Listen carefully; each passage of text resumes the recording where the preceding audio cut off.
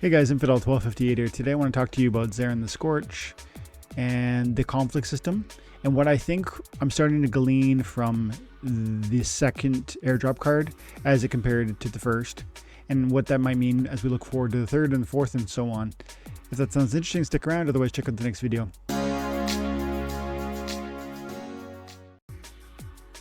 Okay, so Zaren the Scorch, I've talked about him before.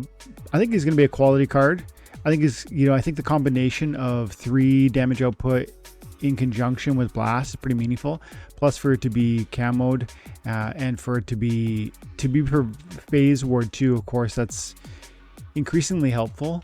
I do wonder if this phase ward functionality is like more of it's a valuable asset, but there's what, 2 or 3 of those, and they're in kind of common circulation already, I would argue, and particularly the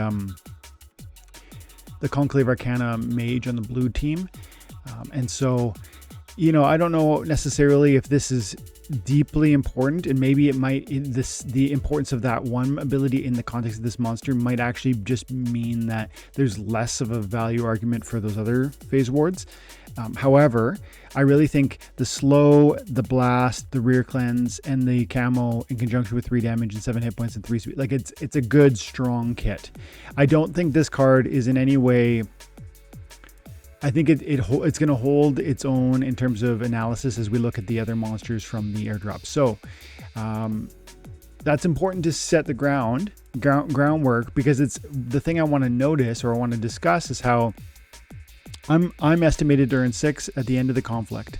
And as you well know, if you've participated in these before, if you're estimated to earn 6, you actually might earn more.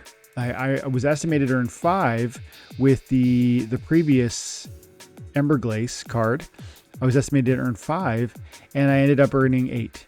And we can see that when I click on here, it says I got 8 regulars, and even though I was supposed to get 5, and that was with 4,542 chances. And I'm getting 5,524 chances with Zaren the Scorch. And so I think there's a simple explanation as to why I'm getting more Zaren the Scorches. And it's not exactly as simple as you might think, in the sense of like, well, Dwayne probably just threw more collection power at it, more cards at it. I actually didn't. I did throw a couple more bigger units, but my HR is roughly the same, give or take. It's probably 50,000 more, which might sound like a lot, but it's probably like $100 worth of cards. It's not like I really went ham on the second one. And why is it important that I had to pay a little more, but not like a lot more to get, seemingly like a substantial increase? I think it's because of the number of damaged wagons. And I wonder if most people who have wagons that got damaged in the first run are not repairing them, because I didn't repair any of mine.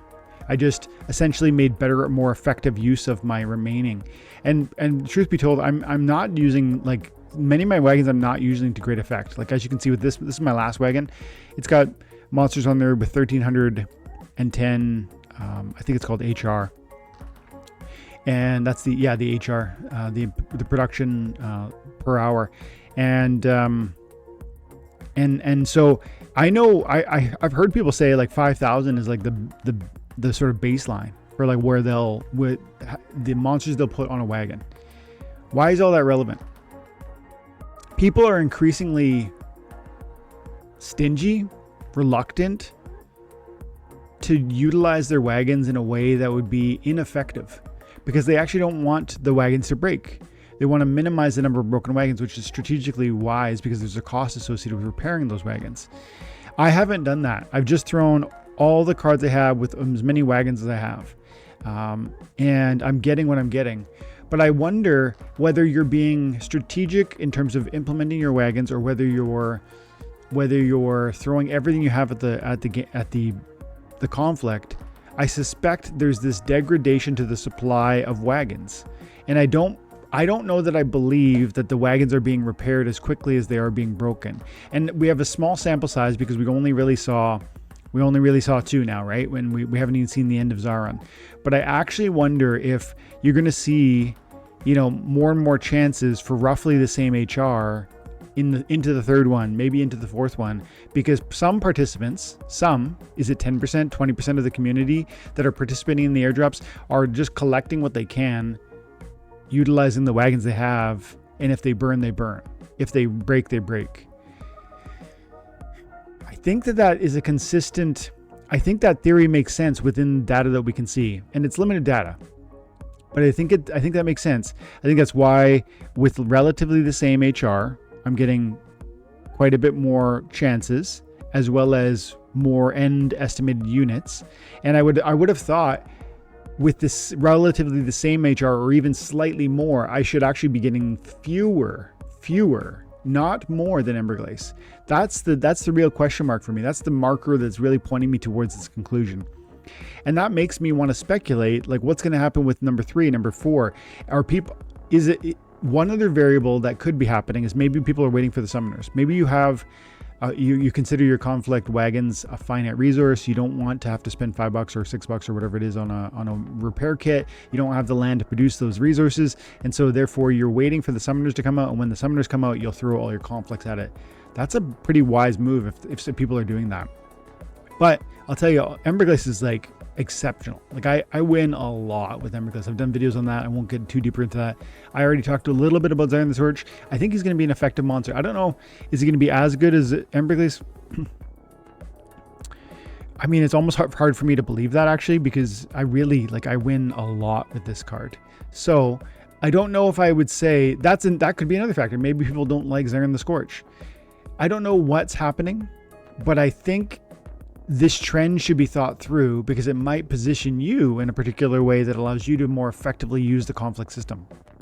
If you hear any of this information and content and think, yeah, that kind of might mean that people, I think that I buy the logic that people are holding back in the sense of repairing kits. So they're just using them as much as they can in the first, and then the second, and then the third, they'll have fewer and fewer. That might mean you could make a strategic choice to position yourself poised and ready to fully commit to the summoners. And of course, those summoners are going to be intensely meta defining.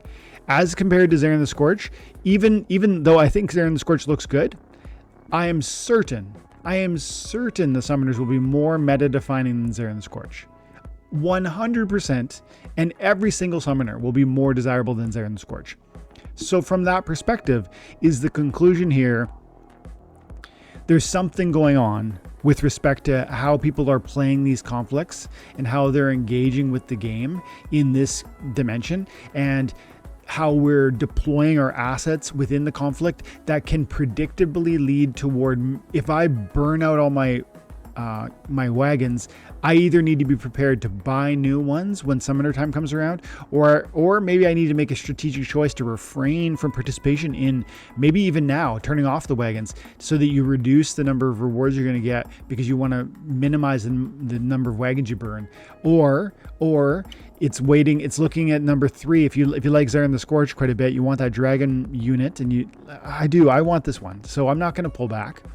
Maybe I'm going to look at monster number 3, and I'm going to see, is this worth pushing my chips in? Because in poker, I like No Limit Hold'em, and in poker, you need to muster and control your chips in a way that makes sense. And that's what I talk about in Splinterlands. This is the game within the game. This game is definitely more than just a blockchain-based auto brawler, right? You don't just submit your battle and that's that. You have to manage your deck. And so how do you collect the maximum amount of cards? And then once you collect the maximum, and which cards should you collect, all within a limited budget.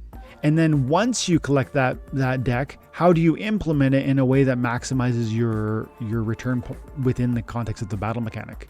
So that's the game within the game. And when we talk about the poker analogy, I'm bringing into the idea that in the context of conflicts, you only have so many chips. Maybe you don't have $5 to buy a new wagon every time one breaks.